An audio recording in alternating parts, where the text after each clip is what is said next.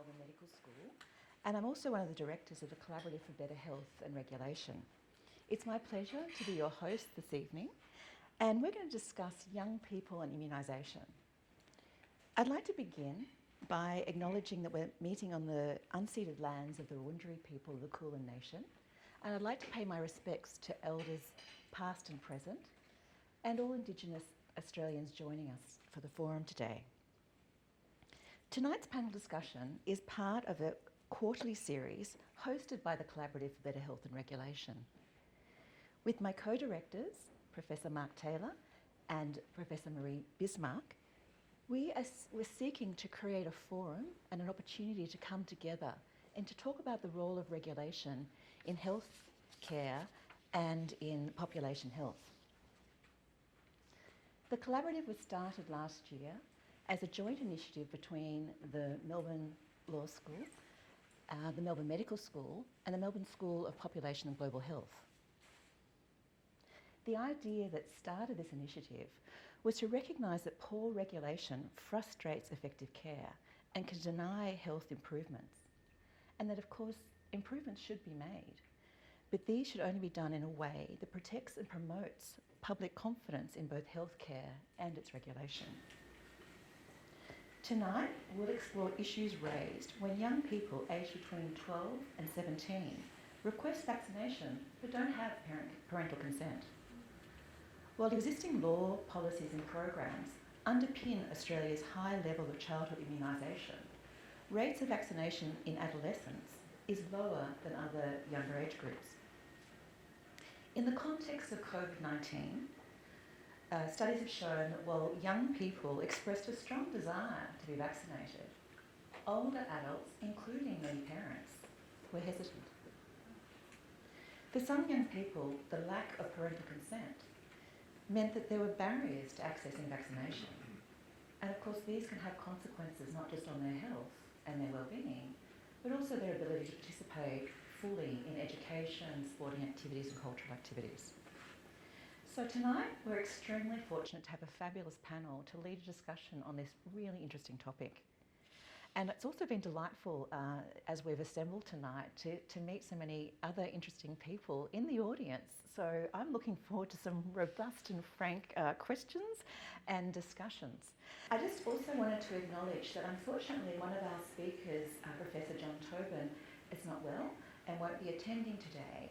But one of my colleagues, Associate Professor Paula O'Brien, has kindly offered to capture the essence of what John was wanting to say. So thank you so much, Paula. But it's my great pleasure to introduce our first speaker, Dr. Veronica Serrati. And Veronica is currently completing her advanced paediatric training at the Royal Children's Hospital. And I'd welcome Veronica now to share her thoughts on the challenges and implications that face young people in this scenario. Veronica, over to you.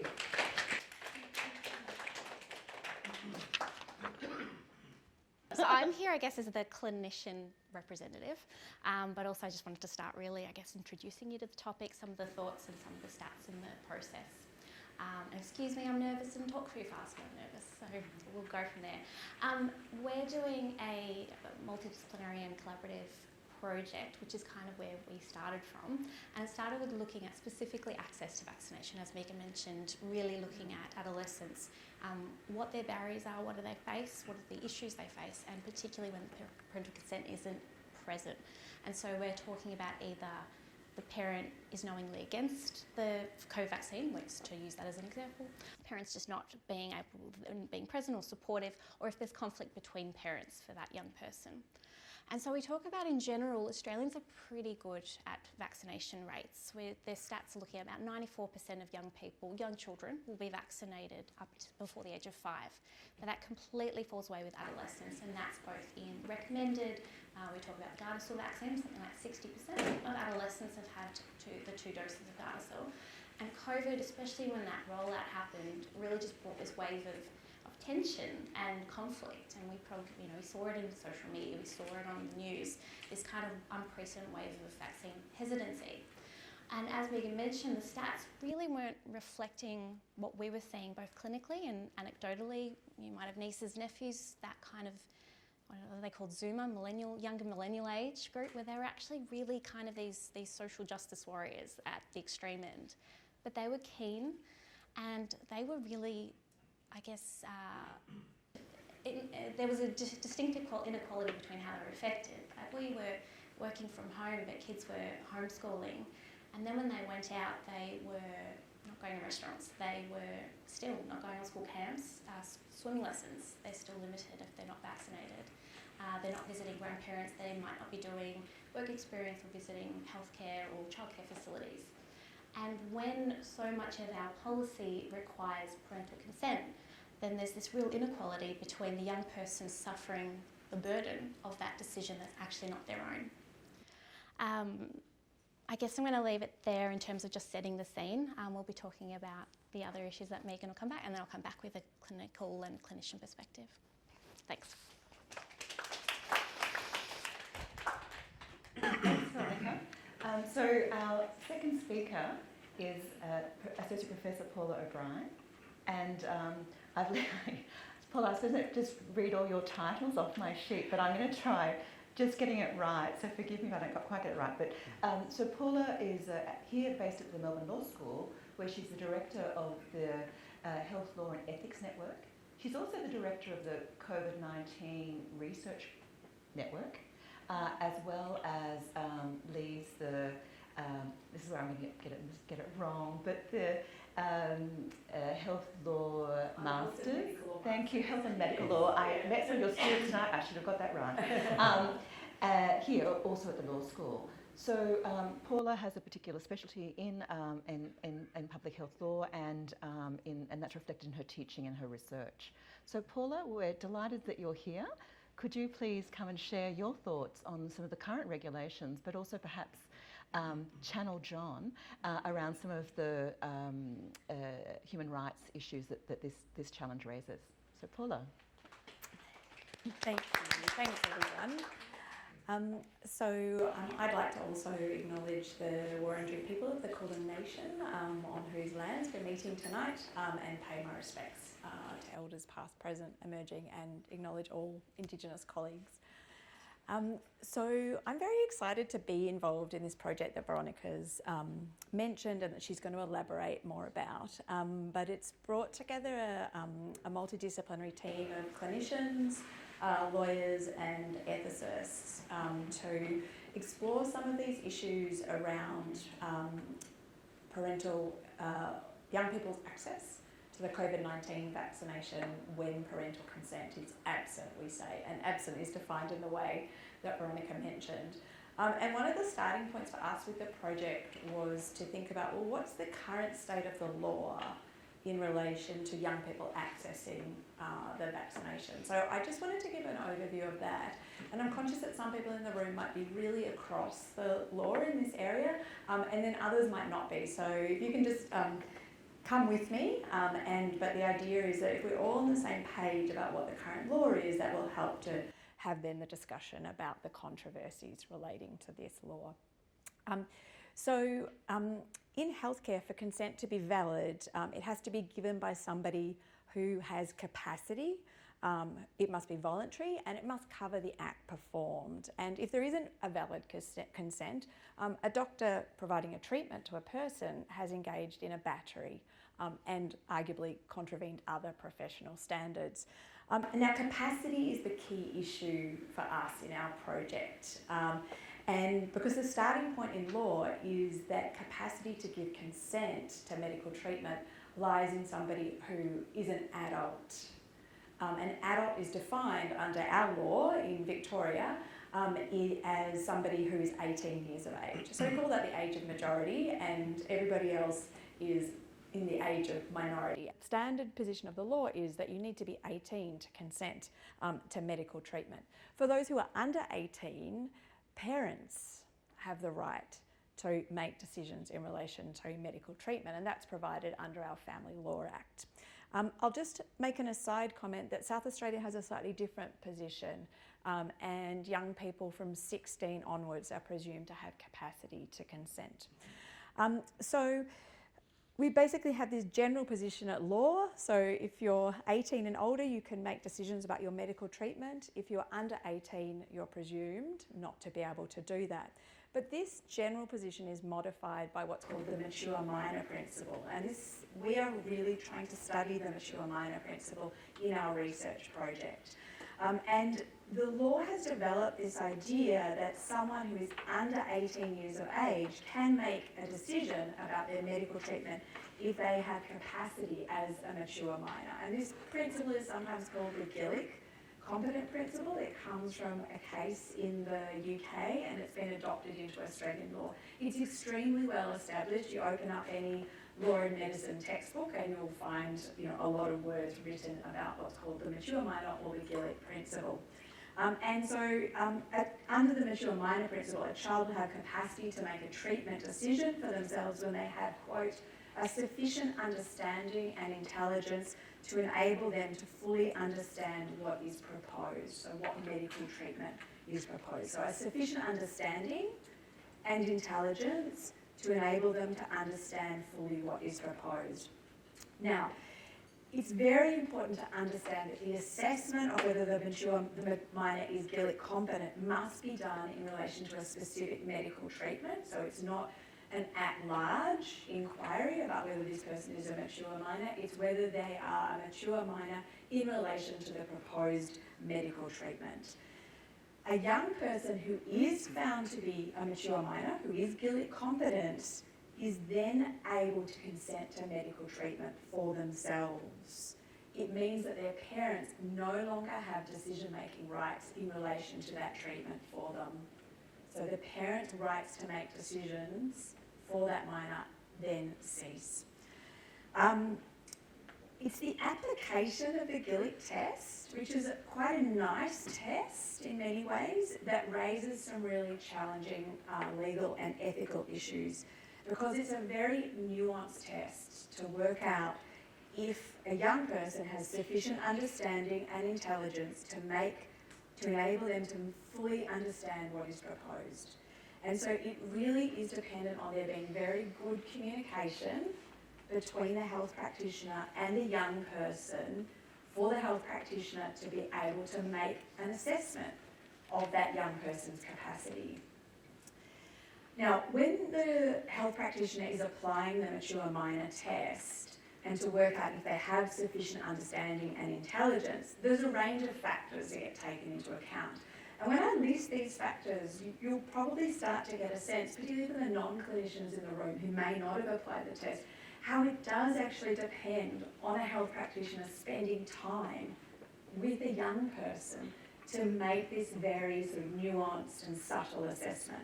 So one factor is about the age of the person, and no law has said that you have to be above 14, for example, to be Gillick competent, or you have to be above 12, but the age of the young person is relevant. Their psychiatric, psychological and emotional state. So that involves a conversation. The young person's understanding of the nature and consequences of the illness and their understanding of the nature and consequences of the treatment, both in the short term, the medium term and the long term. The maturity, the intellect and the life experience of the young person. Now, if there's an existing doctor-patient relationship between the doctor and the child, the doctor may already have some of this information at their disposal. But if a young person is going into a clinic, maybe trying to go to a clinic that their parents don't go to, so they're trying to have some level of secrecy and privacy about accessing a vaccination, the doctor may be seeing a young person for the first time. So they have none of this material on the file, if you like. So there really is this need for a conversation to try and drill into whether the young person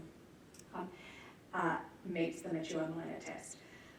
There is sometimes medical opinion given about the young person's capacity, and there's also a factor about the young person's ability to understand the consequences of their decision, not just for themselves, but for their family and others around them. So it's a very multifactorial test, it's very nuanced, and it's very much about the totality of the young person. Now, I'll say it again, if the young person is Gillick competent, it is no longer the right of the parent to make a decision in relation to that medical treatment. Now, there's no requirement for the doctor or the health practitioner to confirm what they're going to do with the parent. In fact, they should not be communicating with the parent, because that would then be a breach of the confidentiality of the young person.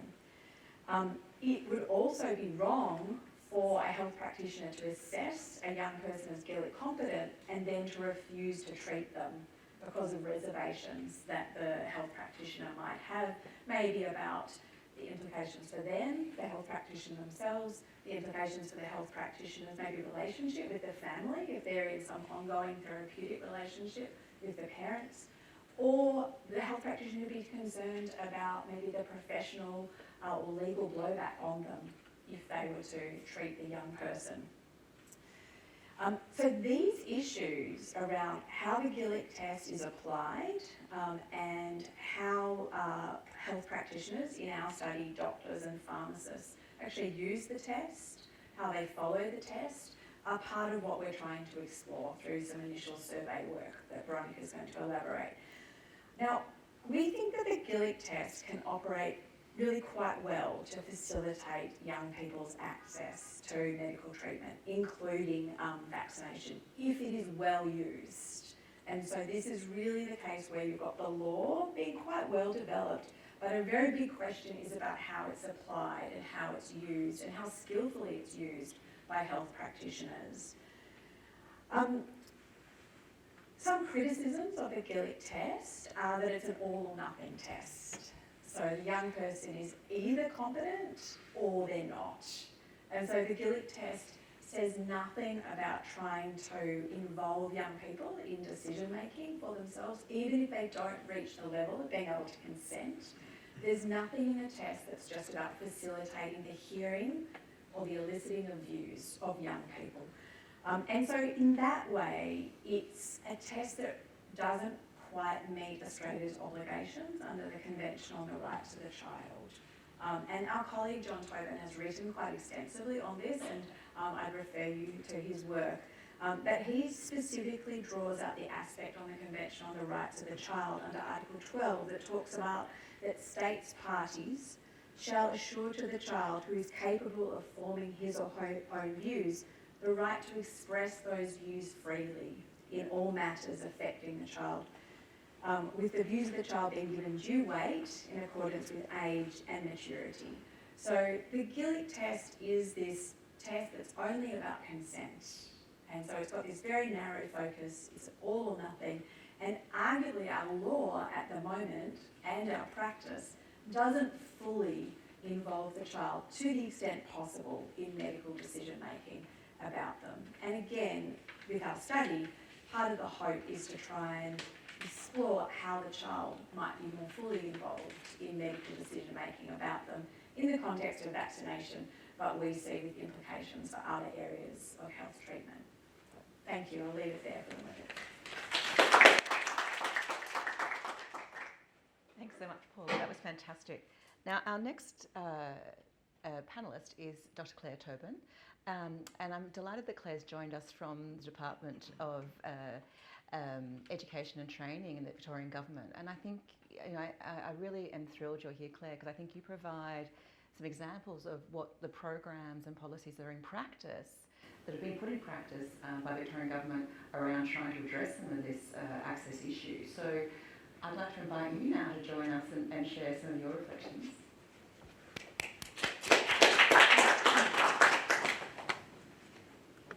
Thanks, Megan, and thanks very much for having me. I'd also like to acknowledge the traditional owners of this land and pay respect to Aboriginal elders past, present and emerging. And as Megan said, I bring a perspective from the Department of Education. I'm also a nurse by trade and public health trained. I'm sort of the health person in the Department of Education, and speaking to you from what we learnt during COVID, and it feels very triggering to have this conversation and to reflect deeply on sort of the last few years that we've been in. But obviously there's lots that we can learn from that experience, and so glad to bring that to the fore.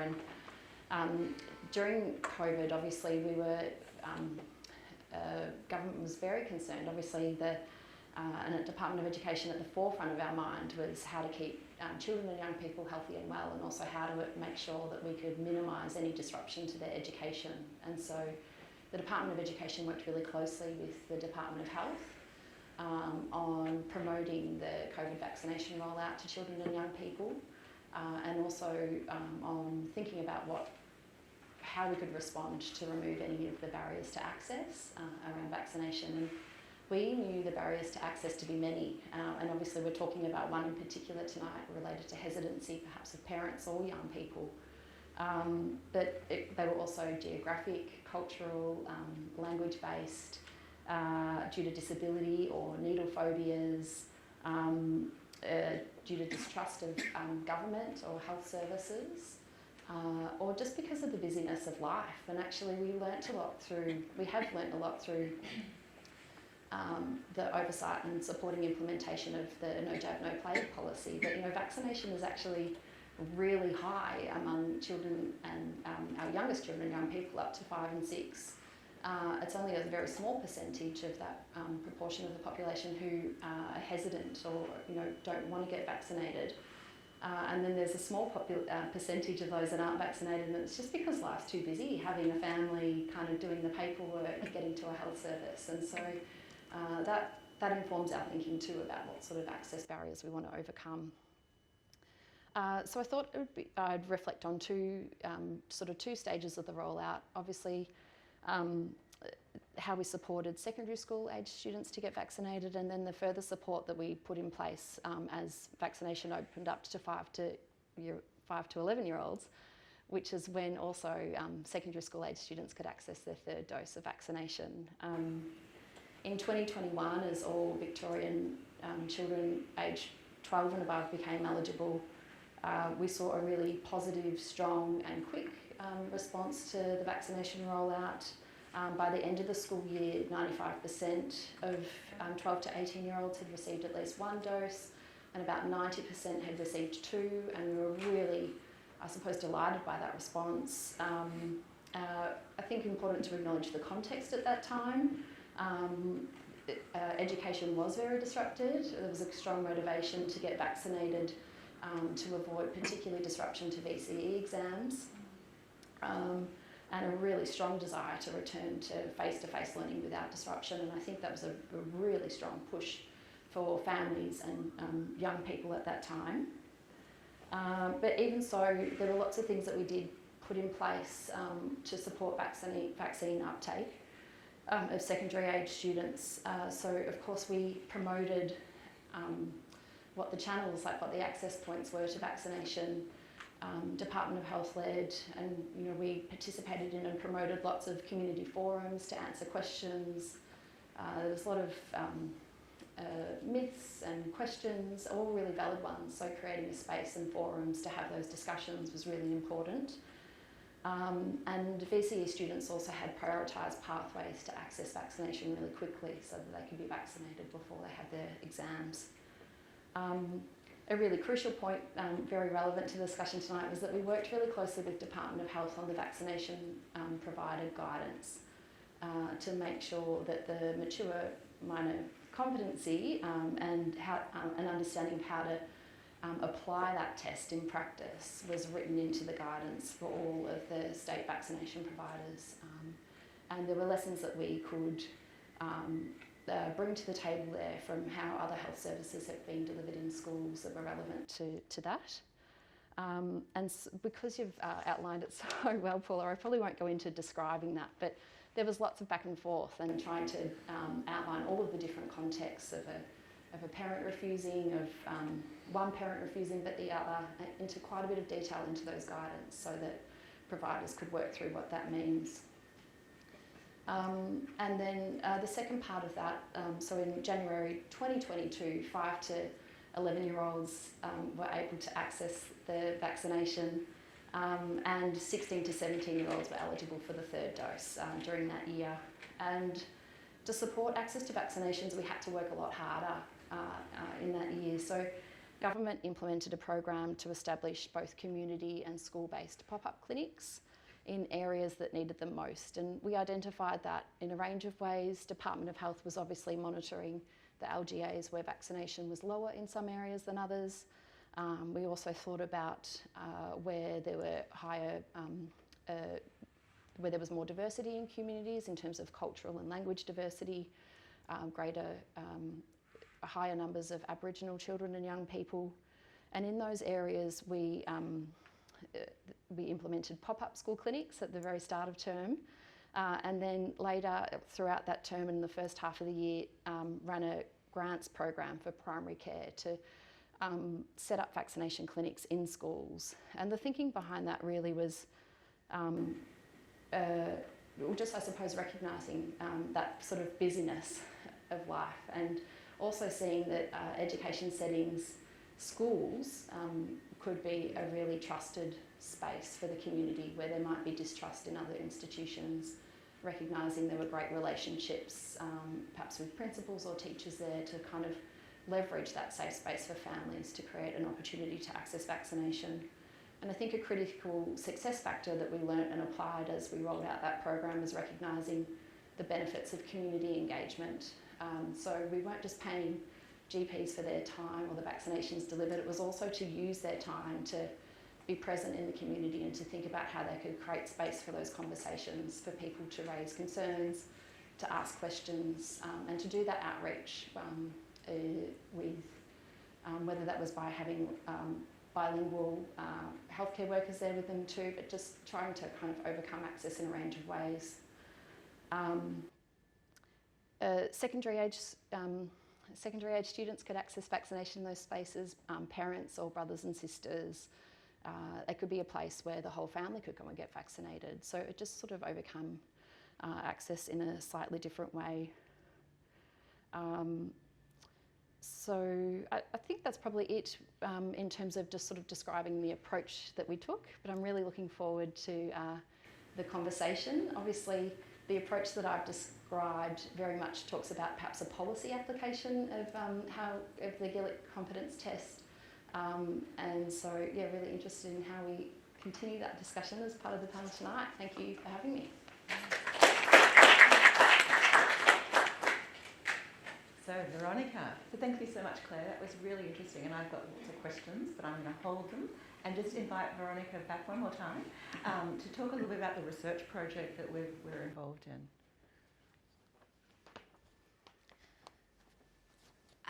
So I am a paediatric trainee that we've talked about, and very much based at the hospital. We have a specialist immunisation clinic, and several of our colleagues, but particularly Margie Danchin, oversees a lot of that service, as well as the vaccine uptake initiative through MCRI. And already, even just from an anecdotal perspective, there were adolescents and parents specifically with concerns, with queries, and around that similar time through the Department of Education, the Department of Health had a lot of advertising promotional materials about vaccine safety, which was a big concern for parents, as well as, I guess, the logistics and the expected side effects. But as the practitioner, and I guess from a clinical perspective, as well as then going into what our project is hoping to find, I had probably all of an hour in my medical training for navigating the mature minor, and the nuances and the intricacy of that capacity, that assessment of capacity. There's no tick box, there's no checklist, there's no definition, and just friends and colleagues in general practice, particularly in COVID, were burnt out and exhausted. And so to have a 5, 10, 15-minute consult with a young person who often you hadn't met before for those very reasons, to have such a important decision for that young person was very difficult. And so, again, it's only anecdotal, and we're hoping our project will give us some real evidence, particularly in Australia, but both overseas experiences with other vaccinations, so like Gardasil is a really good example of one where the young people were quite proactive and keen to get the vaccine, whereas parents were hesitant. And COVID really gave us another example of that. So we're hoping to look at what the evidence is locally, And for the clinician, so much of it relates to the young person in front of you, of their best interests. And there is both, like we talked about, the implications of having the vaccination and of not. COVID, we knew it didn't really affect to young people to the same degree as adults, older people in terms of mortality and severe morbidity, but young people did have quite decent rates of complications.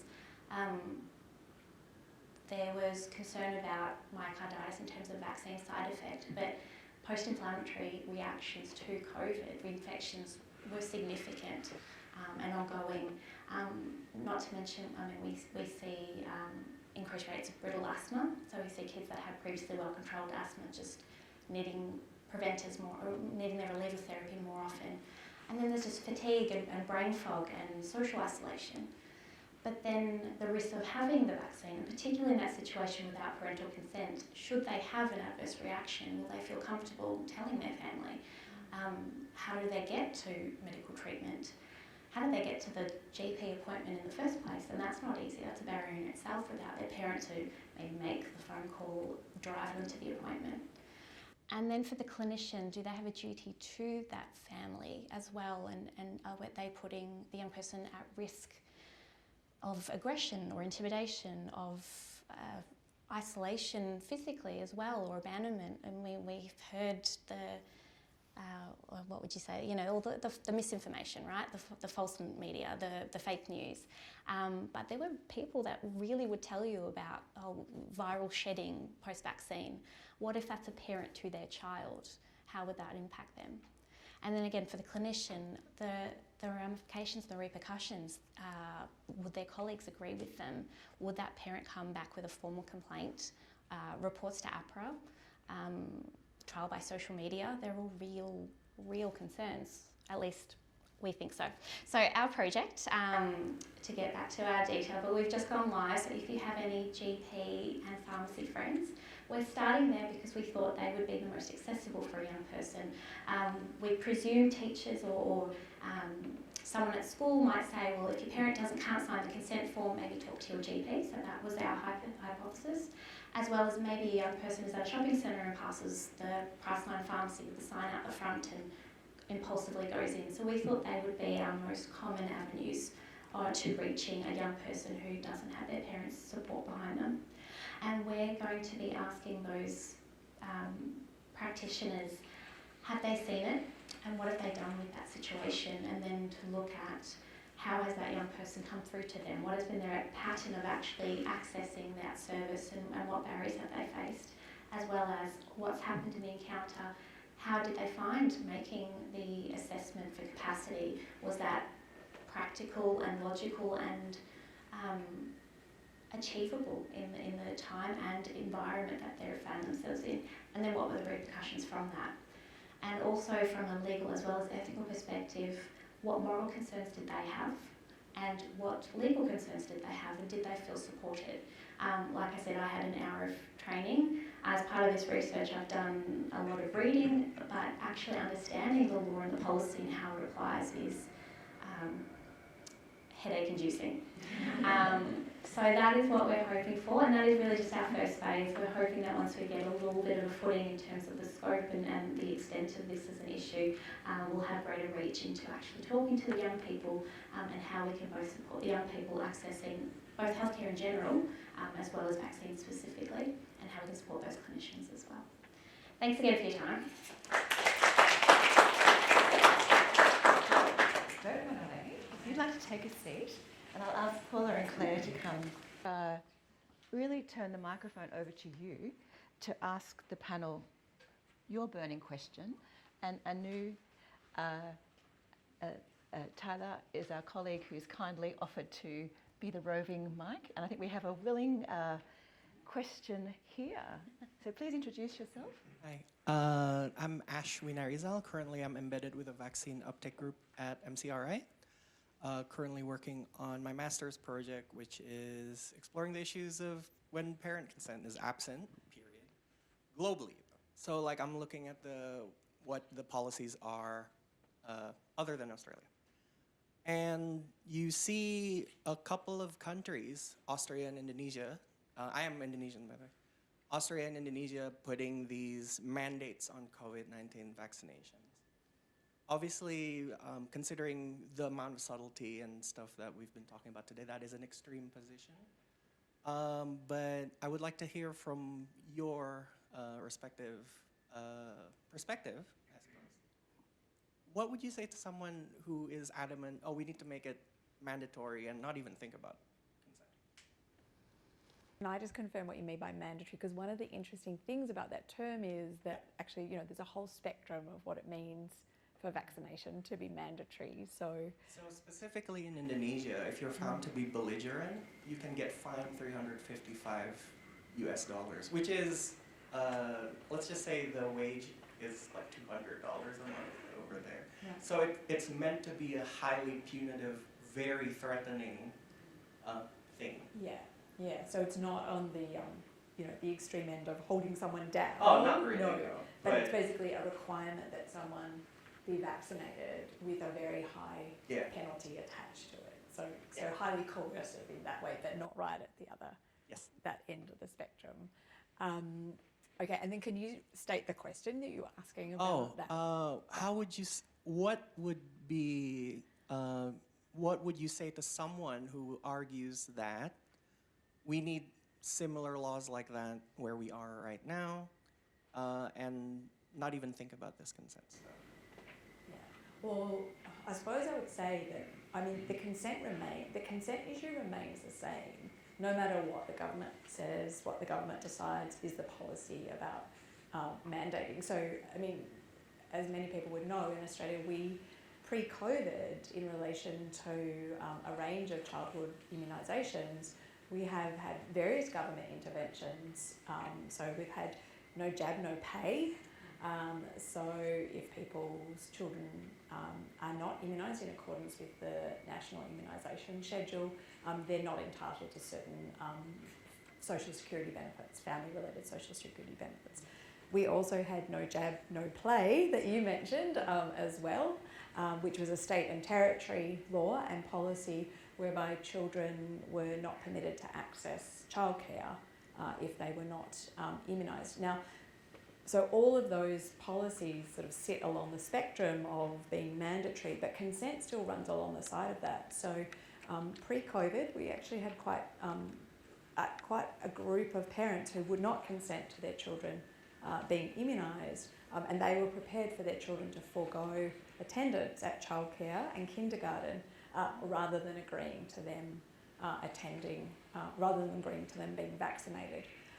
So I think, from a theoretical perspective, the further you go along that spectrum of mandating, I suppose you could say, well, the consent becomes less voluntary, doesn't it? Because the repercussions of not being vaccinated actually become much more intrusive of personal autonomy. Like you said, if the penalty is equivalent of $355 well, we can still talk about consent, but at the same time, it makes it very difficult not to agree to it. So I think I'll pass over to Cos, but I think in sort of the normal circumstances, we should definitely be staying at the less coercive end of the spectrum.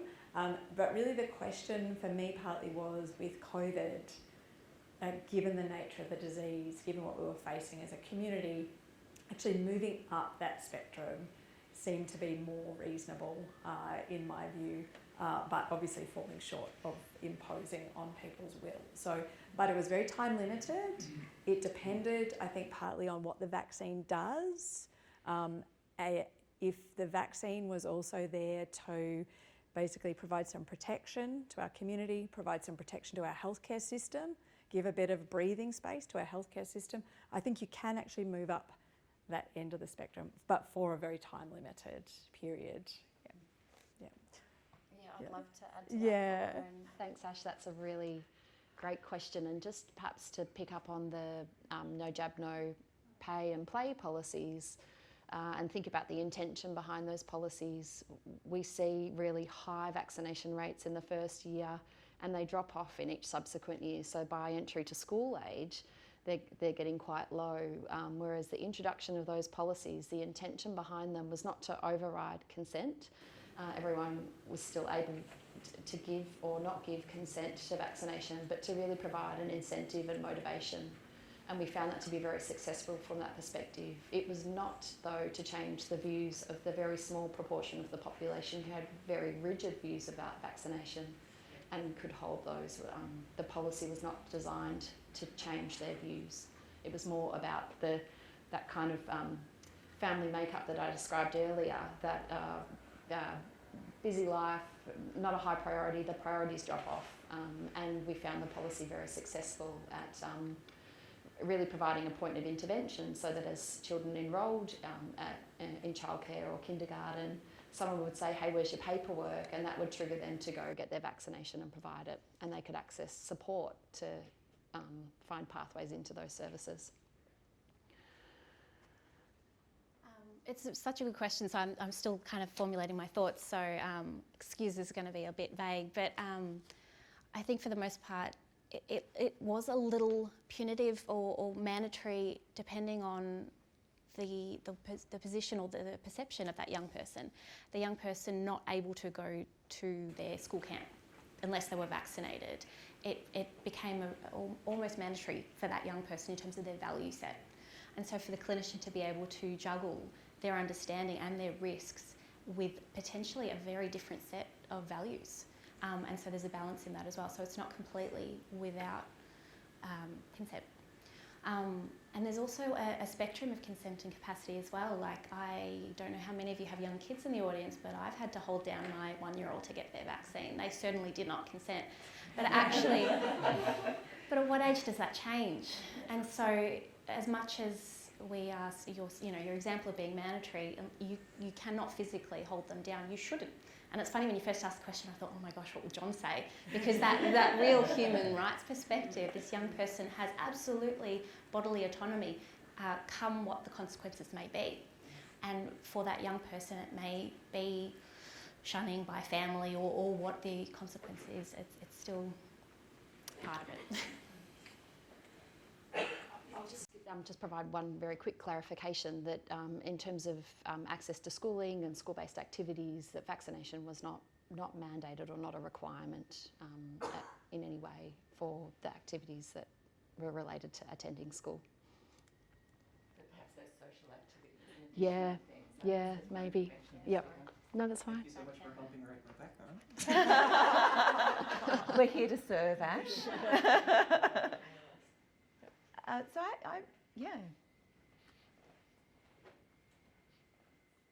Hi, thanks so much. This has been really interesting. My name's Judy. I'm from Cancer Council Victoria, and I'm leading a project around the cervical cancer elimination strategy. So I'm sort of specifically interested in HPV vaccination, and further to that, I guess I'm just really interested in what sort of learnings or research has happened, in particular around children and adolescents, maybe with disabilities, who don't have the same options to maybe talk to a clinician about their desire to be vaccinated. And yeah, sort of what your thoughts around that are, where there's, obviously it's a more difficult cohort, I guess. 2 points, the Gardasil vaccine, the rollout, there's been some fascinating research, and there's been some beautiful studies, particularly out of the UK, where they actually looked specifically at what we're looking at in terms of how the teacher, because it was a school-based program, the teachers as well as the young people and the parents navigated self-consent, and actually how both parents being involved and knowing that they did not have not the right to be involved, but that it wasn't encouraged, and it's really great work. So it's a really great and fascinating area. Specific about disability, it's hard. So most young people, and it's very generalised, but I guess from where I work, I see a lot of it, they will have a general paediatrician, and having vaccinations and being appropriately covered for those at-risk conditions is a huge push, both for preventative health as well as that bodily autonomy. And part of it is recognising the difficulties in communication. So I mean, I'm kind of picturing, and I don't know if that's what you meant, but a young person who may not be able to communicate verbally, and so rely on their parent to really do a lot of that communication. It is hard. And so as a clinician, that is completely our role to promote and advocate for our patients as well, and having that access. But they really are, just by virtue of the practicalities of it, restricted by their parent being able to come to the appointment, come to the clinic appointment. There's certainly some disabilities that we've really tried to at least modify some of the risks and the factors. So we talked about needle phobia and anxiety, and there was a beautiful program where we used sedation and actually having a program in terms of a coordinated approach. They would fast, they would have a pre-medication, relaxing medication type thing, and have proper sedation to have their COVID vaccination. And that was a great way of both children on the autism spectrum, so the sensory factors, maybe that intellectual disability patients who were unable to make that, that have that understanding and just being too big to hold down, like my 1-year-old, or anxiety and needle phobia. So we really did try to get to those patients where we could, but I think the reality is a lot of those kids are limited by their parents, and we as clinicians have so much faith in that their parent is doing what is best for the child. Part of the research is trying to look at what is the extent of those outliers that maybe there's a bit of a gap, and we're hoping that it won't be a huge one. And I think we'd be very interested to continue to talk to you about your project, because I think it's going to present some really unique challenges. And I think while Veronica has the microphone, I wanted to go back because I thought it was really fascinating to hear your experience as a medical student, firstly, 1 hour, but also I was trying to get my head around the practicalities of doing the test, because we use the word test or assessment or competency analysis or assessment. It sounds like that's all conversationally based. How do you record that? Like, is it just a note made in the medical file? It's obviously not a checklist. So how is it captured? That conversation's occurred. And that's exactly it. There's no guideline. There's no strict rule to it. And we talk about if it's not documented, it didn't happen. That's something we're also trained for. But it can be as simple as I assess this young person as being competent or having capacity to consent, and they consented, and that is all that's really required. But I don't know how much that will stand up should the person be taken to court over it. So Paula, thank you, Veronica, for setting that up so beautifully. So what do you think about that? Have there been any cases that have sort of been taken to court around vaccination, or particularly COVID, but maybe other vaccinations in this sort of scenario of where the young person may wish it? Yeah, so there are a couple of cases, but they've mainly arisen in a family law context, where it's ended up in the family court, basically because there's a disagreement between either separated or divorced parents about whether the young person should receive the vaccine, and so then the courts had to be involved in deciding that issue. And very interestingly, in those cases, the court has really stepped into the shoes of the decision maker. So it hasn't engaged in a process of assessing whether the child was GILET competent and then obviously sending it back to the clinician. The court stepped in and made a decision about whether it's in the best interests of the child that they be vaccinated. So that's our standard test for where the court is involved in making medical treatment decisions around young people. And the court basically has really applied sort of the GILET competent factors to make an assessment of whether it's in the best interest of the child. But the courts have also worked in a lot of the information that you've both mentioned about the nature of the risk from COVID, the benefits of the vaccine and then the risks of the vaccine. So the courts have done this kind of weighing process, and the courts in the 3 cases I'm thinking about have all said that the child can be vaccinated. So these cases were specifically around COVID, so we haven't seen these issues explored around the HPV vaccine or other vaccinations. But with COVID, you could feel the courts were really on the side of public health in accepting that the young person should be vaccinated. I felt like the decisions were quite contextual for the time that we were in, but the courts actually did give a lot of attention to the implications for the social and emotional well-being of the young person in not being vaccinated. So of course they were allowed to attend school, but things like outside activities, because private providers were permitted to impose a vaccination requirement. So you couldn't train at the Taekwondo studio, or you couldn't play football, or whatever it was.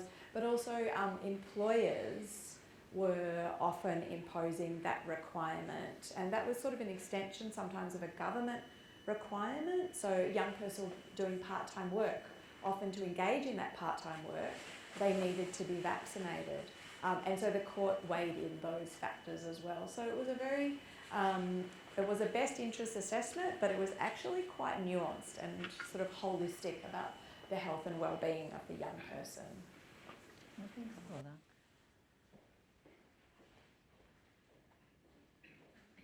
Fantastic discussion. Megan Prichter from Melbourne Law School. I'm not really sure who this question's for, but anyway, I'll just throw it out there and see who it fits best with. So I'm really struck, Paula, by what you've said, particularly about sort of the complexity and the nuance of the test and the need for the clinician to spend time with the young patient to figure out if they meet that competency standard in the context of the burden on the health system and the pressure everyone's under and the lack of time and how burnt out everyone is. And so I suppose I was wondering, is there a solution where technology could step in and assist here? And we've seen a lot, there's a lot of literature on audiovisual and web-based technologies for informed consent for research participation, for instance. So do you think that there's scope for tech to step in and solve part of this problem, giving the young person consistent information about vaccines, assessing their knowledge and having some sort of recording in the system of that could sit alongside the clinician's own individual perspective? So maybe I'll start. I think that's a really interesting idea to explore, and then Veronica might know, and Claire might know more about whether there's any use of that at the moment.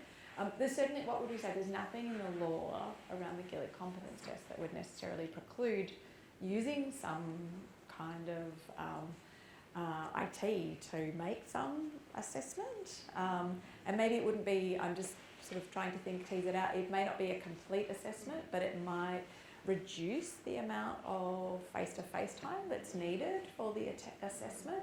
And I suppose I can see that you could actually build quite a sophisticated tool in terms of the types of questions that you would ask face-to-face that you might actually be able to ask via technology to maybe to reduce the burden, like you said, on the practitioner. There's part of me that also feels like you may not be able to fully sort of move the assessment over to the technology, and I know you weren't suggesting that, so that there may still be a need for the practitioner to have that kind of face-to-face assessment as well, but that's a really interesting possibility. So maybe either of you... I can jump in just talking, just reflecting like attending some of the state-based vaccination clinics. I know you'd often get a little prompt like, here's some information for you beforehand. So I think it can play a great role in terms of supporting informed consent. And not in the context of healthcare, but in other consenting for other research that's conducted in schools. I've seen some really excellent like automated versions of plain language statements that are really accessible and also target a young person as the audience rather than I don't know who sometimes, like I don't know actually who the audience is sometimes when we write those really long black and white statements, but yeah, I do think absolutely we should think about the audience, the types of interfaces that they are receptive to in terms of getting information. And while I'm not sure that you could ever use it to get consent, there'd be further probing, and Veronica will add to that. But yeah, for that information necessary for it, absolutely. Yeah, I think it's really interesting, and it's a thought, but that's probably enough for an adult, right? So we provide them with information, risks, that's informed consent, and that's enough.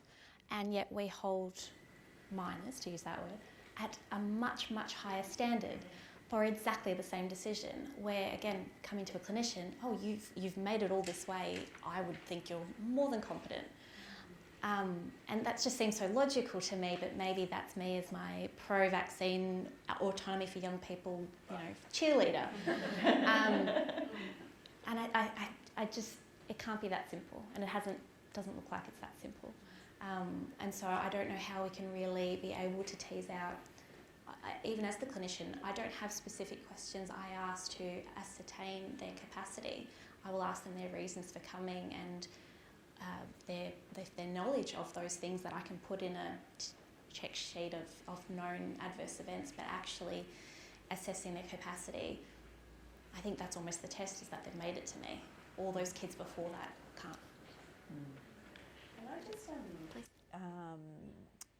add to that, because one of the discussions we've had in our research group has been whether sometimes minors are held to sort of a higher standard in terms of their understanding of the disease and their understanding of the treatment compared to what we hold adults to. And we basically accept that if you're over a certain age, and that you can consent, but sometimes because there's the starting point, the assumption is that a person under 18 doesn't have capacity, we then apply the mature minor test in a way that's too exacting.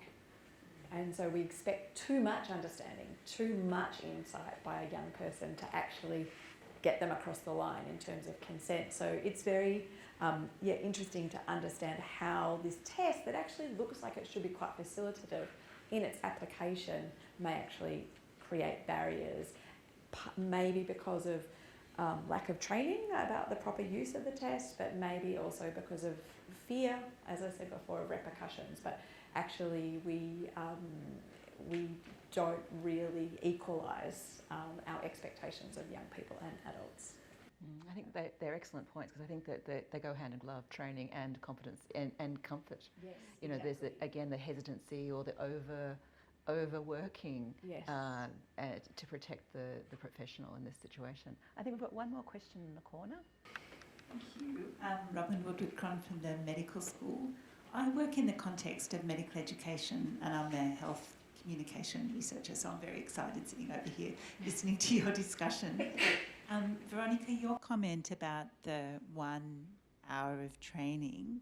So I'm thinking with your research project, there's such potential to inform health professions education and to elicit the voices of those young people. What information are they seeking, and what types of conversations, what are these conversations about? So we're talking about the consent processes and the challenges of the clinicians conducting that conversation, but that conversation is happening in a broader information-seeking context where they might be wanting to find out information, they want to talk about risks and benefits, and they might also want to go away and chat with their friends and have a shared decision-making, but not necessarily with their clinicians. So do you think, with your project, I think it would be so helpful if you could elicit what those conversations, the territory they cover, that could really help inform preparedness for clinicians, I think.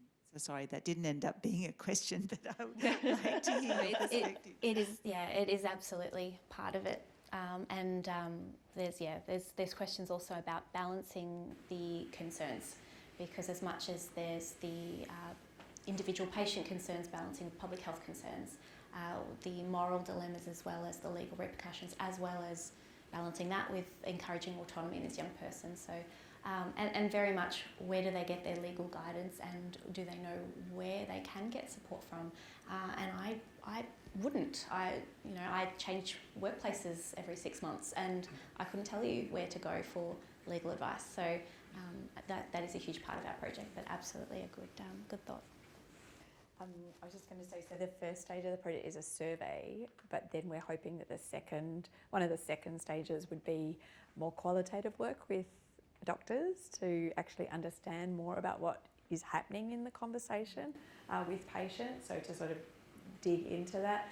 And then we also hope that we would be able to be funded to have conversations or qualitative research with young people to exactly explore their experience of the interactions with health practitioners. So, and ideally we would like to, and I think this will be a hard part of the research project, but to also talk to the parents of young people who have expressed opposition, to also try and understand where they're coming from and what then might be the implications for policy. So for government policies about vaccination, but also for practitioners.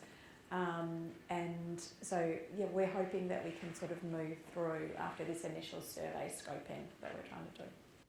I'm just going to put up the slide here about the Vax for Youth project. So if anyone's interested, you can drop us an email through that. But we have the survey is now live, and as Veronica mentioned, in the first instance, we're going out to GPs or pharmacists. So if you have any friends who'd like to participate, we'd love you to join our cheer squad and promote that project. But Claire, I think you were going to say something. I suppose it just that reflection also paused me to just think about the we've sort of aired a potential perception of fear among the prescribing doctor about the repercussions, but maybe it's also about airing through the survey and the conversations you'll have through this research about how the mature minor policy is enacted in so many other healthcare decisions for children and young people, and we often sort of cite that this is a practice that reflects what happens every day in general practice. So there might be sort of some demystifying through just understanding its commonality in practice to access Ventolin or contraception or antibiotics, and so there's actually that. And I think other healthcare. I think it's it's definitely I think COVID was such an interesting sort of focal point, but we can certainly see the ramifications and commonality spreading out across healthcare more broadly. We have time for one more question, if anybody. Yes.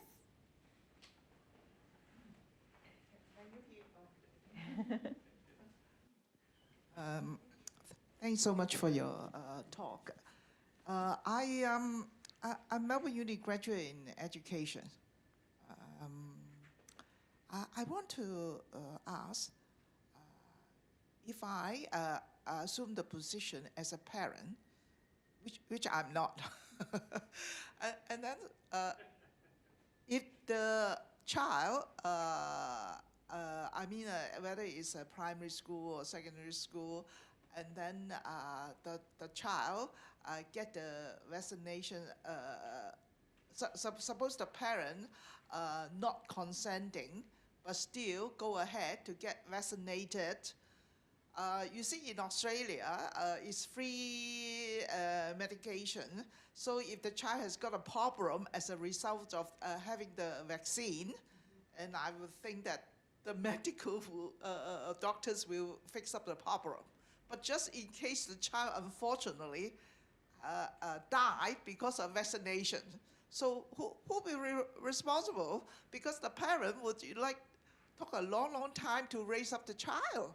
So what about the legal issue? Whether anybody, a young person has died because of vaccination, I don't know. The question is, who is responsible for the child after vaccination? Suppose the person died, the child died. What is the response? So first thing about, I suppose, has a child. No, I can't think of a single case, at least in Australia. It's possible. I don't want to go too far away from a specific example, but there's definitely been comparing the burden between the effects of COVID infection versus the side effects of COVID vaccine.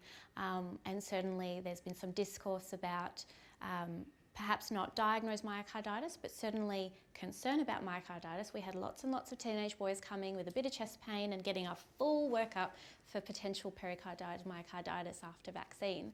And what about the cost to the healthcare budget, right, in terms of that? It's not an answer. But no, in terms of death, no. But it's always a risk, right? Did you want to comment on the... Well, in terms of, I mean, if you're talking about legal responsibility there, so you've got a parent who's aggrieved because their child has, we'll just say injured, maybe that's a better example than died. So the child is injured as a result of the vaccination. So, I mean, so there's a couple of answers. One, is there someone to sue? So the parent might be looking at whether there's someone to sue. But it's really important. In Australia, we've never had a compensation scheme in relation to injuries arising from vaccination. But with COVID-19, the Commonwealth Government did create a compensation scheme that would apply for injuries arising from the COVID-19 vaccine. And so that's really a first for Australia in terms of immunisation, harms from immunisation being dealt with through that scheme. And so that's Commonwealth Government, and it was really to provide immunity to pharmaceutical companies, the pharmaceutical companies who supplied the vaccine, and to the healthcare practitioner who administered the vaccine. So that's in operation in Australia. So please join me in thanking our fantastic panel. And I wanted to thank you all for coming along tonight and also asking such marvellous questions. I think the discussion has been fantastic, and that's exactly what we want to see at these forums. And just to plug the collaborative, we'll be holding, if you've enjoyed what you've experienced tonight, come back next quarter toward the middle of the year. Stay in touch via our website, and now we have your email address. You can expect an invitation to the next event. But I've seen quite a few familiar faces here tonight, and I'm really looking forward to seeing you again and growing this community, because I think it's important that we keep coming back to talk about these issues. And you know, Megan beautifully segued our first topic into this topic and introduced, and I think that's what we need to keep doing, is this active discussion around how regulation and better regulation can improve healthcare and population health. So thank you very much for coming along tonight.